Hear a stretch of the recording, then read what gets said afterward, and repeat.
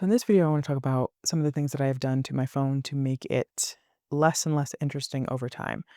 And I do think I feel pretty good these days. I've reached a point where it's kind of boring. My phone. I just don't want to be on it.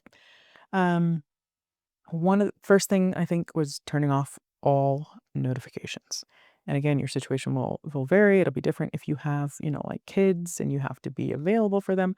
I have no one immediately that I have to be available for, so all notifications just off, silenced, and they don't even pop up anymore.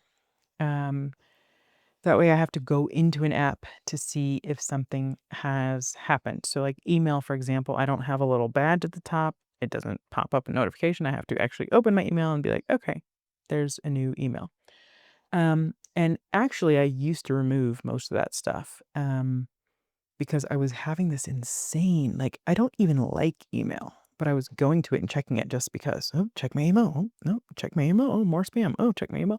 Like, it's just this obsession with making the phone, like, something to check into. So I took email off my phone for a while completely, but then I put it back on because, with traveling and confirmations and different things like, alerts, it just I found that I was using it on, around travel days specifically. But I've just trained myself over time to now I don't care. Like, email is like the last place I wanna look for anything. Um, so email gone. Another thing I did is I went through my apps, every single app, and deleted as much as I could. Um, I don't know how this works on other phones. I think on iPhone, I haven't done it in a while, but I think if you just swipe over from the home screen, until you get to the or maybe till you get the end of whatever, and then you go through and have all of your apps listed there in alphabetical order, and I would just go through and be like, "Yep, haven't used that in ages, haven't used that." So, I dumbed my phone down getting rid of all the apps that I didn't need. I went too far in the beginning, and I deleted apps that I then had to bring back because it's just like, "Oh, Airbnb, I don't use it every day, I'm just gonna delete it." But it's like, I use it enough that it's just easier to keep it on the phone. So I did that. Then, another thing that I've done is to delete all the apps from my home screen. Like, you know how you open your phone and you see it? I have no apps on my phone screen because you can either swipe over and get them from the alphabetical list, or even faster, you can just swipe. Probably should have done some research for this video. I don't remember. I think you can just swipe down and search bar comes up, and that would make me search for this specific app I wanted, which I found to be super, super helpful because instead of looking at my home screen going, "What did I come here for?" Um, I'm like, "Okay, I need to go to the grocery store. I need Uber." And I would start typing in UB, and it comes up. So that was very helpful. I just find my phone being boring to be very, very calming, and I don't spend time, opening my phone and I mean to do something, but then there's this other bright app, saying, "Open me, do stuff with me." So anyway, apps that I did not need to have on my phone, I just deleted. Instagram is not an app that I can keep on my phone. It is not a good idea. It never was a good idea, and it never will be again, I guess. If I'm gonna use Instagram, I go on my desktop and I get lost for hours and then I get off. I struggle with Instagram, so I just don't keep it on my phone. And if I need it on my phone, I will download it, do the thing, and then re-delete it. So for example, I have a friend who sent a reel from Instagram, but through WhatsApp, and it's like I can't click on it because it's not, you know, it won't open. So I would download Instagram, look at the thing, re-delete Instagram. That is the proper way to do it, the good way. However, sometimes I'll leave it on there, and it's so funny because it is just like a insane magnetic pull. And this was like a couple days ago where I had done that. It was the exact scenario. Somebody sent a link, I went to look at it, and then I left it. And then a few days later, I went to look for something else in my phone, and there's Instagram all bright and, "No, look at me," and I was like I went to click on it to open it up and to doom scroll. And then I was like, oh no, this doesn't need to be here. Delete immediately. Whew, and then can get on with my life. So that just, I think that's the biggest one. I'm not a big TikTok. I don't have TikTok on my phone. I don't have Facebook on my phone. It's just Instagram. So it's just don't keep it in the house type thing. Um, Something else that I've done is to make my home screen very dull. I use the weather. There's an internal app or widget or whatever on the iPhone where the home screen will just show me the weather in real time. Like, is it raining? Is it sunny? Is it that's nice and dull. And then I found an app or extension or something, I don't know, called Simple, I think. I'll double check, and I'll put a screenshot of it. But I added that to my phone so that it makes it incredibly boring. It's just a black screen, and it says, what does it say? It says WhatsApp and it says Google Maps, I think. I think those are the only two things that it says. And then I think down at the bottom of my phone, I have a camera for quick access to open. Do I have Google Translate maybe as well? Maybe. I'll take a screenshot and I'll put it up. But I have very little to call my attention. I just have very little.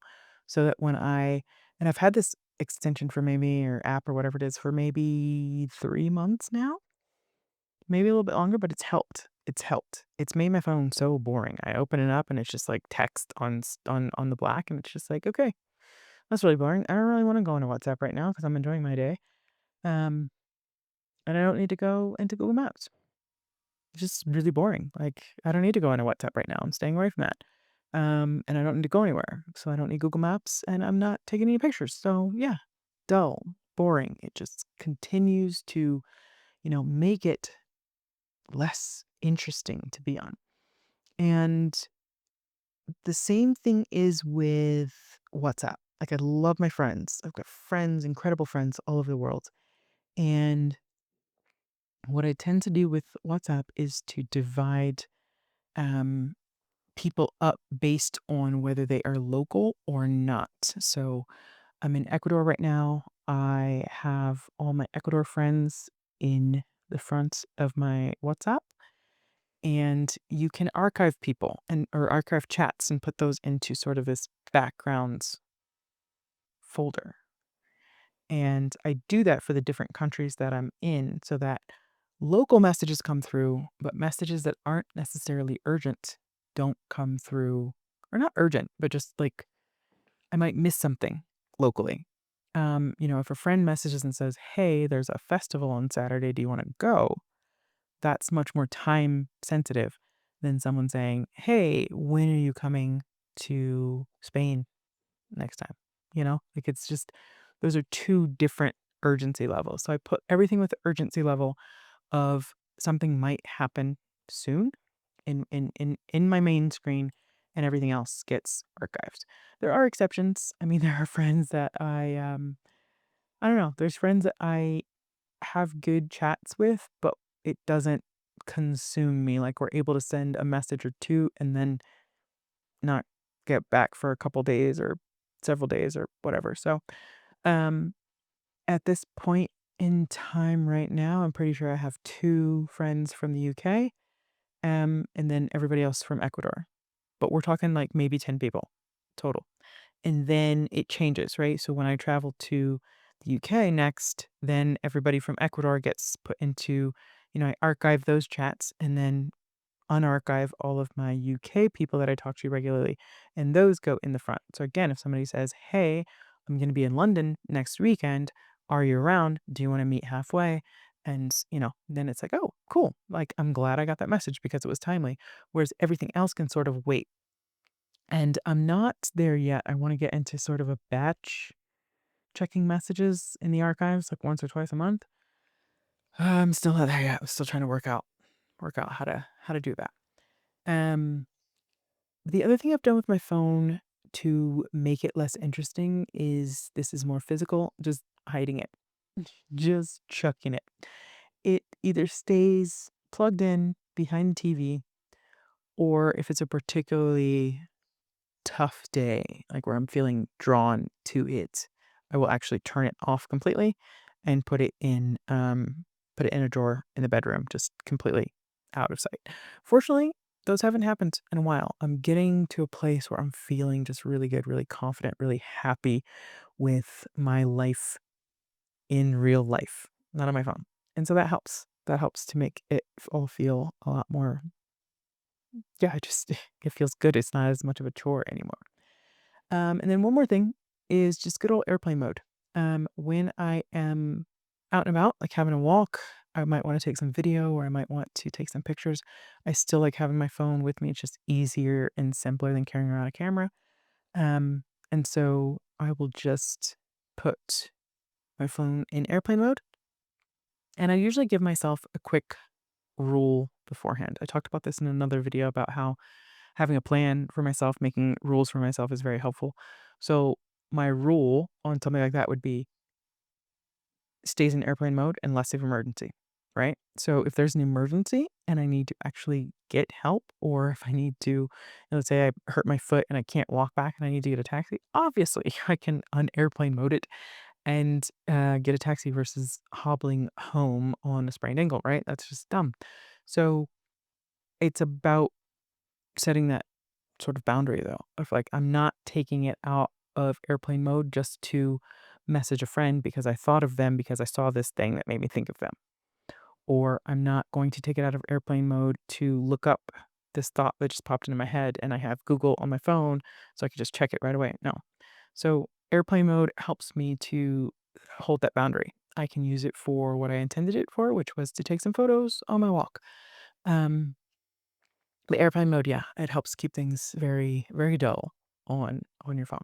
So anyway, I have talked enough. I hope that this was helpful for you, gave you some ideas for how you can make your phone less interesting. And if you have any questions, by all means, just reach out and ask, and I will see you in a future video.